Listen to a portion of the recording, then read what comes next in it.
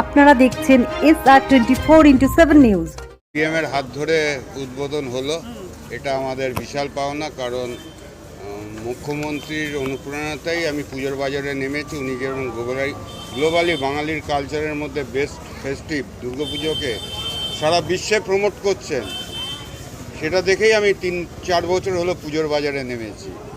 আর আমি মনে করি আরও একটা ব্যাপার, যে অনেক সময় অনেক কিছু আলোচনা হচ্ছে, মুখ্যমন্ত্রী যে গ্র্যান্টটা প্রত্যেক পুজো কমিটিকে দিচ্ছেন, কিন্তু এটা কেউ খেয়াল করছে না।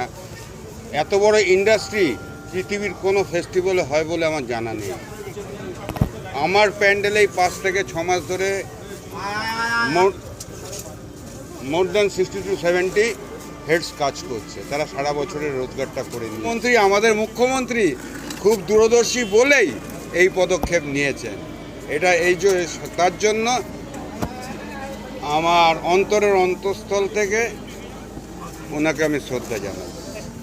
দক্ষিণ পাড়ার দুর্গোৎসব একটা চমক দেবে সারা কলকাতাবাসীকে। আপনারা আসুন, একটা চমক পাবেন, দেখে আনন্দ পাবেন। একটু হয়তো ভিড় হবে, একটু লাইন দিতে হবে, আমি জানি।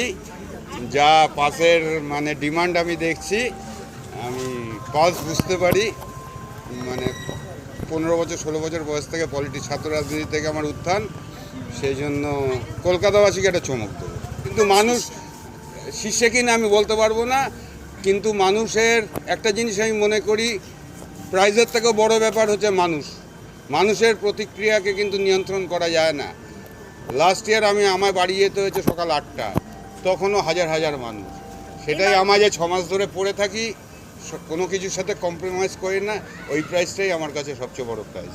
এখানে লোকের কর্মযোগ্যই মেন, লোককে কিভাবে কন্ট্রোল করব। সব স্টাররা আসে আমার পুজোয়, সবাই জানে।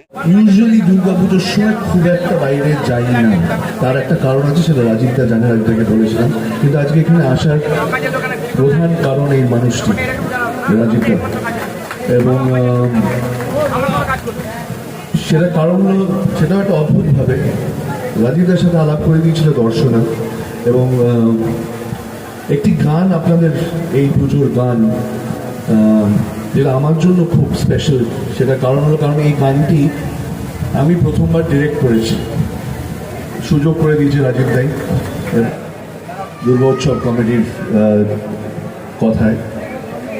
দক্ষিণ পাড়াকে আমি অসংখ্য ধন্যবাদ জানাবো এই একই কারণের জন্য, যে রাজীবদা রিপ্রেজেন্ট করে দক্ষিণ পাড়াকে, এবং দক্ষিণ পাড়ার জন্য আমরা এই গানটা পেয়েছিলাম বানানোর জন্য। তো থ্যাংক ইউ দক্ষিণ পাড়ার। ছোটবেলা থেকে এই পাড়াতেই দৌড়ে দৌড়ে ঠাকুর দেখতে যেতাম, এবং বারবার প্যান্ডেলে যেতাম আর বাড়িতে আসতাম। এটাই ছিল পুজোর সময় নিয়ম।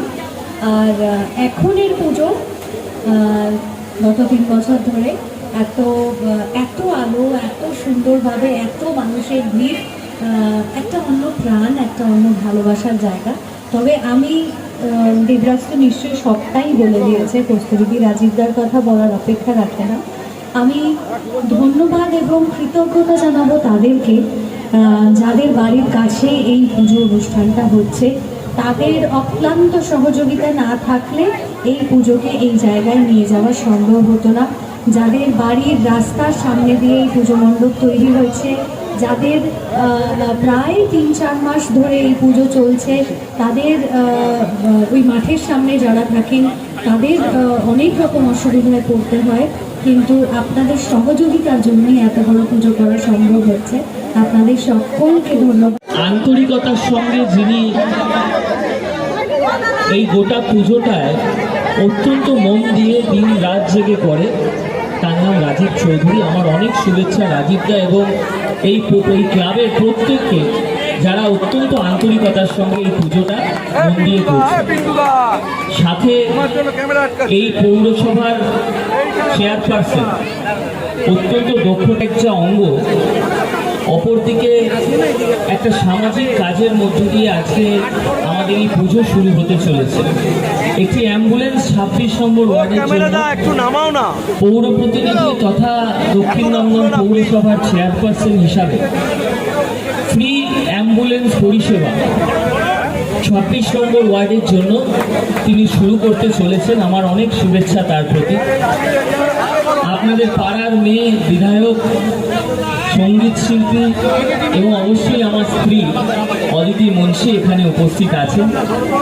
উপস্থিত পৌর প্রতিনিধি কেয়া দাস এবং কমল মণ্ডল, ভাই বাণীব্রত উপস্থিত নীলাঞ্জনের হাতে মাইক সঞ্চালনার জন্য, এবং সকলে যাদের জন্য এসছেন, যিশুদা এবং দর্শনা এখানে উপস্থিত আছেন। আমরা সকলের পক্ষ থেকে আপনাদেরকে শুভেচ্ছা জানাই এখানে আসার জন্য।